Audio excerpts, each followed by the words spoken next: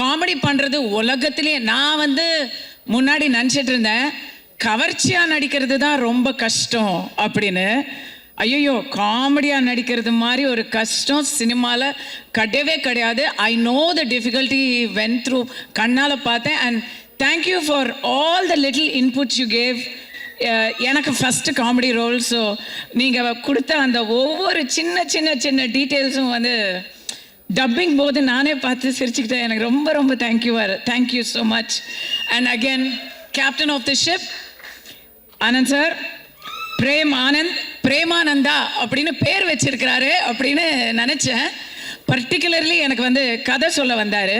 சொல்லும் பொழுது நீங்கள் சந்தானத்துக்கு அம்மா அப்படின்னு சொன்னார்.